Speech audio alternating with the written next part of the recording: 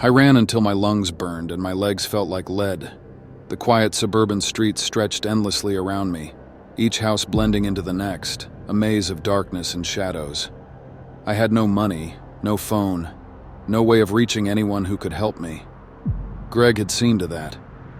I kept to the shadows, avoiding streetlights and open windows, my breath coming in short, ragged gasps. I didn't know where I was going, but I knew I had to keep moving. If Greg found me, he'd drag me back, force me to be Victoria again, to live a life that wasn't mine. Eventually, I found myself near a small park, tucked away between rows of houses.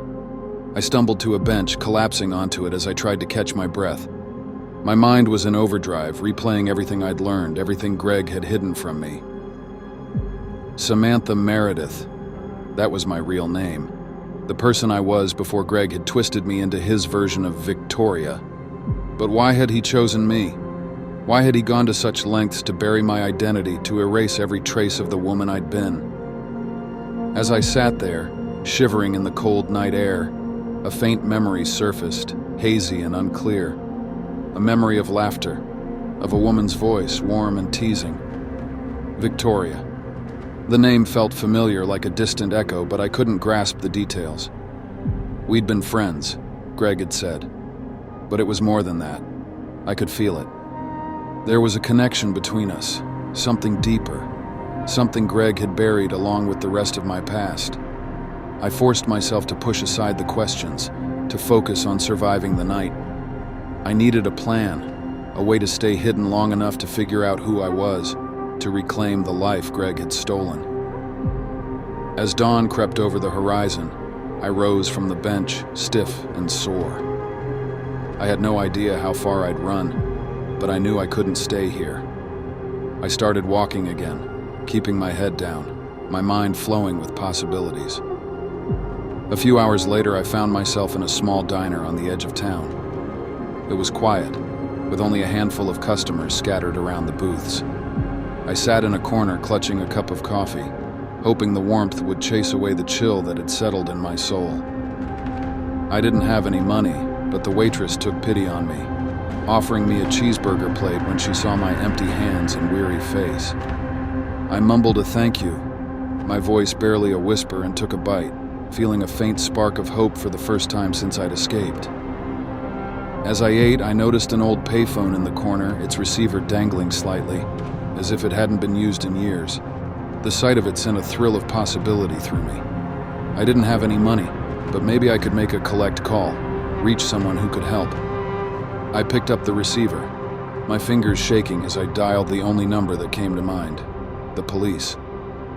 I had no proof, no clear plan, but I knew I couldn't face Greg alone. If I was going to reclaim my life, I needed help. The line rang, each ring echoing in my ear like a countdown. Finally, a voice answered, calm and professional. Police department, how can I help you? I hesitated, my throat dry. My name is Samantha Meredith. I need help. I was in an accident and someone's been holding me against my will. The dispatcher's tone softened. Where are you now, ma'am? I glanced around, taking in the diner's name and the street sign outside. It looks like I'm at the Parkside Diner on River Road. Please, hurry. I think you might be looking for me. The dispatcher assured me that help was on the way, but as I hung up the phone, a sense of dread came crashing down over me. Greg had resources, connections. If he found out I was here, he'd do everything in his power to pull me back into his twisted version of my life.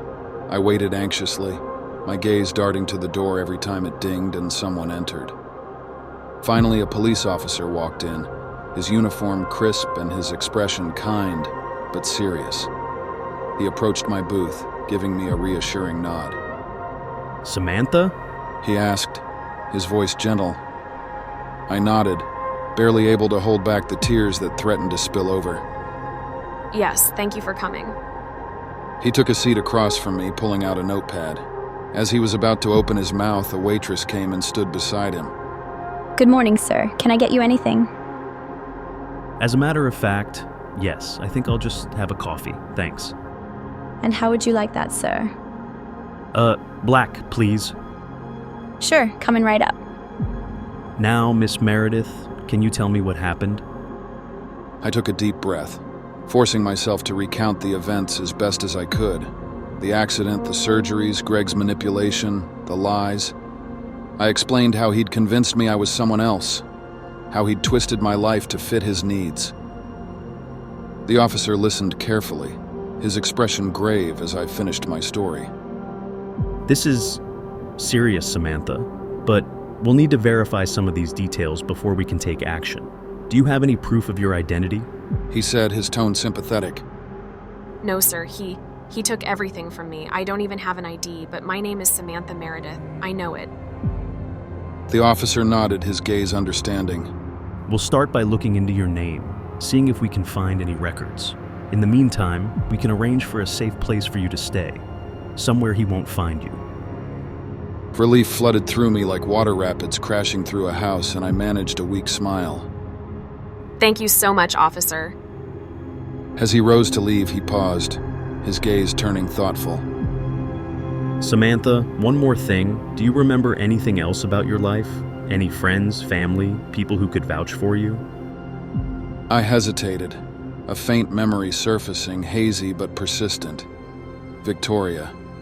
She'd been important to me, a part of my life before everything had changed, but the details were elusive, slipping away before I could grasp them.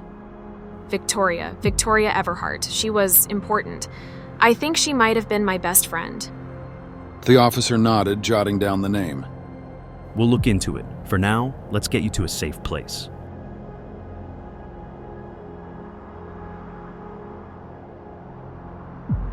That night, I found myself in a small motel room on the outskirts of town, hidden away from the world.